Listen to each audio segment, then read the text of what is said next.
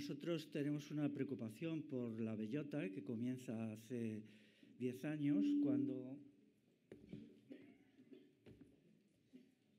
yo publico el libro Naturaleza, Ruralidad y Civilización, que es un doble tratamiento de la bellota. Por un lado, nos remitimos a los textos de los historiadores antiguos que dicen que en la península ibérica, en el periodo prerromano, las 2/3 partes del año se alimentaban de pan de bellota. Y, en segundo lugar, en la reflexión sobre la crisis de la agricultura por erosión y desertización de los suelos y la necesidad de volver a una alimentación arbórea natural. Es decir, si comemos productos del arbolado, entonces podremos tener bosques, ¿no? En las referencias antiguas, por ejemplo, en el Ayedo, que se dice fagus en griego, y también esa palabra se utiliza para algunos quercus, pues quiere decir simplemente comer lo que se come. En griego antiguo eso significa comida, nada más. Esto nos remite a un periodo de la humanidad en el cual la alimentación arbórea era una parte muy importante del conjunto de los alimentos que tomaban los seres humanos. Con el paso del tiempo, la bellota ha ido quedando como consumo de los cerdos y de otros animales, pero nosotros queríamos volver a lo inicial, a lo más auténtico. Y hemos ido desarrollando algunos conocimientos y habilidades que nos han permitido hacer, por ejemplo, un pan de bellota maravilloso. Luego explicaré un poquito, hacer cerveza, hacer espaguetis, hacer cuscús, moler la bellota, cómo recogerla, todo en un sentido artesanal y también diría que de autoabastecimiento. Pero con personas que quieran tener iniciativa y que sean capaces de convertir esto en productos comercializables o semi-comercializables, pues es bastante fácil, ¿no? Diría, por ejemplo, que la característica del pan de bellota que nosotros hacemos es el olor. El olor es maravilloso. Si no he podido traerlo, porque, bueno, pero si pusiera aquí un pan, aquí una hogaza, a 3 metros se olería.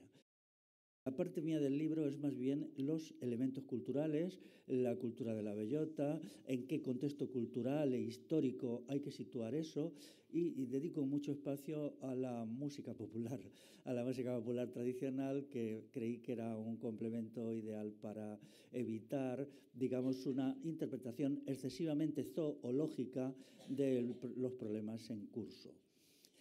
Muy recientemente hemos hecho la segunda edición, que está ampliada, tiene los textos de la primera, pero está la segunda. Y aquí pues profundizamos en lo mismo, y luego está nuestro libro estrella, quizá que es este de aquí, que introduce la idea de la alimentación con plantas silvestres. Esto es invariable. Si comemos silvestres, necesitaríamos menos agricultura. Eso no significa que estemos en contra de la agricultura. Para nosotros lo ideal sería que la alimentación humana fuera 2/3 de productos de la agricultura y 1/3 de productos, digamos, espontáneos que nos otorga la naturaleza.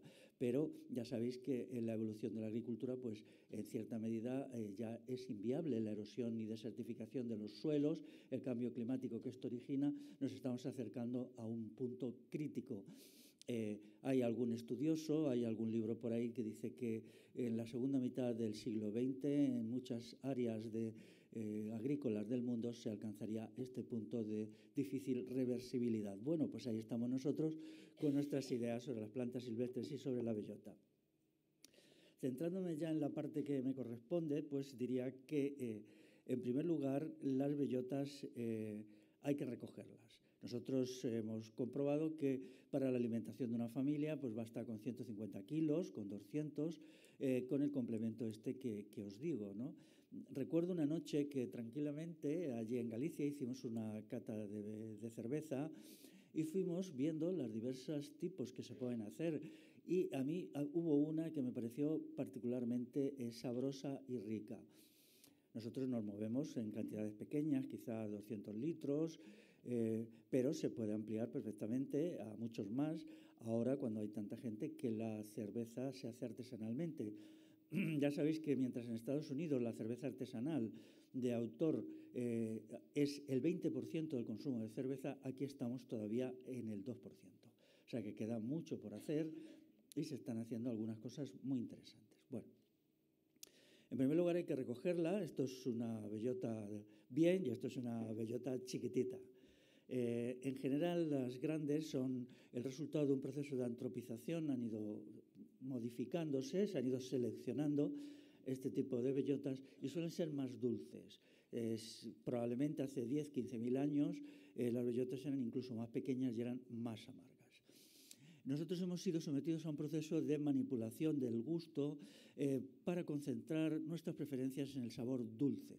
Entonces esto crea un problema con el pan de bellota y los productos de bellota, que siempre tienen un poquito de taninos y un cierto amargor, pero también lo tiene el vino, y el tanino en sí mismo es un elemento muy útil para la alimentación. Tiene muchas propiedades si es en pequeñas cantidades. Si es en grandes cantidades ya la cosa cambia. Lo primero que hay que hacer al cogerlas es procurar que no estén parasitadas, que no tengan el agujerito de los parásitos estos. Claro, nosotros lo cogemos a mano.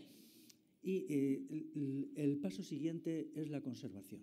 Si las bellotas están húmedas, se produce lo que los antiguos llamaban hierven, es decir, se fermentan simplemente, sueltan un poquito de calor y ya no son útiles.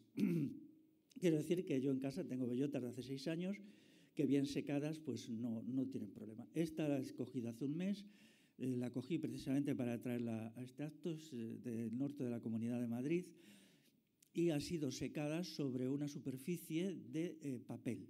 Se ha puesto en papel y se ha dejado allí un tiempo bajo techo, no se ha calentado, porque en otros casos sí. Por ejemplo, en Galicia, donde es tan húmeda, pues tenemos el problema de que hay que secarlas a veces al fuego. Aquí, en el clima de aquí, pues no es necesario, ¿no? Entonces, esta bellota puede mantenerse un tiempo muy, muy largo. Yo supongo que 6 años perfectamente. Yo tengo bellotas de 6 años, 10 años, 15 años, ¿no? Esto es importante hacerlo porque quien las coge y las deja de cualquier manera se le estropean casi seguro, sobre todo si las coge por la mañana donde hay rocío y tal. Luego, el paso siguiente, según lo que a mí me corresponde tratar, es la conservación. La conservación, una vez seca, no tiene problemas.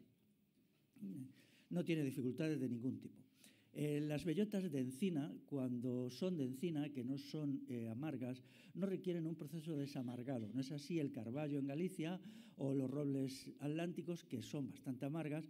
Entonces nosotros hemos propuesto un ingenioso sistema de desamargado que recoge lo que se hacía antiguamente, que era simplemente se metía en un saco y se ponían en un arroyo las bellotas y el paso del agua las iba desamargando de una forma natural. Se le ocurrió a César Lema una idea muy ingeniosa, que es meterlas en pequeñas bolsitas por ejemplo, de algodón en la cisterna del retrete, y entonces pues al cabo de 2 o 3 días han perdido los taninos y al mismo tiempo el retrete queda desinfectado, porque el agua con los taninos pues tiene un efecto desinfectante.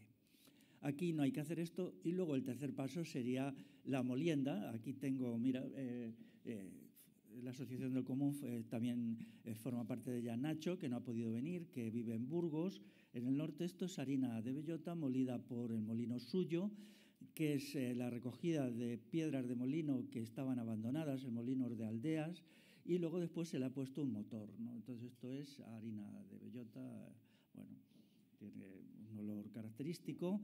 Y aunque no hemos podido traer más cosas, sí hemos traído cuscús. Creo que este cuscús que lo ha hecho Nacho está con harina de bellota y también con harina de espelta. La mezcla de ambas pues proporciona sabores muy interesantes que pueden hacerse espaguetis y muchos productos. Ya se trata de que alguien se atreviera a dar el paso que nosotros no hemos dado, en parte porque no queremos, porque nos queremos mantener en lo que es, digamos, una economía de autoconsumo familiar, pero dar el paso a una cierta producción pues se hará, ¿no? Porque ahora hay una tendencia a valorar todo esto. Desde el punto de vista medioambiental, claro, la bellota, ya he dicho antes, no resuelve el problema de la crisis de los suelos por el uso excesivo de la agricultura. Y esperamos que no solamente con la bellota, sino con otros también frutos de los árboles, por ejemplo, con las hayas, los hayucos de las hayas, que donde tenemos a nuestro amigo Nacho hay bastantes, en el norte de Burgos, pues estamos viendo qué posibilidades tienen.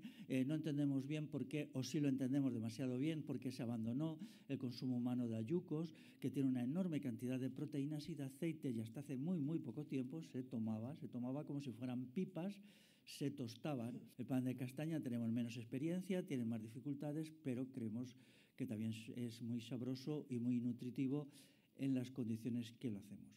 Luego, pues lo demás, pues allí tenemos una mesita, hemos puesto algunos de nuestros libros y como Asociación del Común nos queremos dedicar a cuestiones de la agricultura, del medio ambiente y del consumo de silvestres.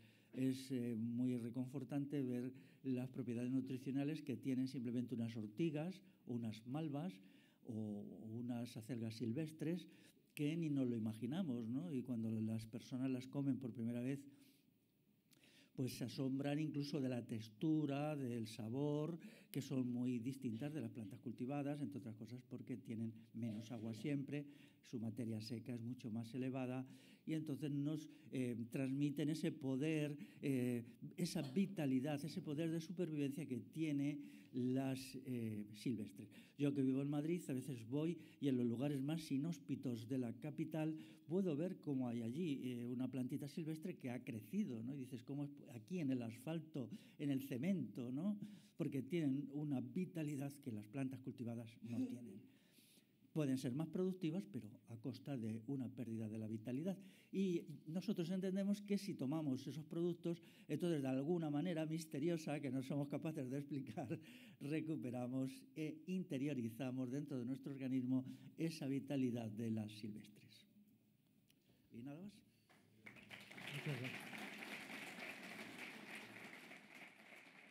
Muchas gracias.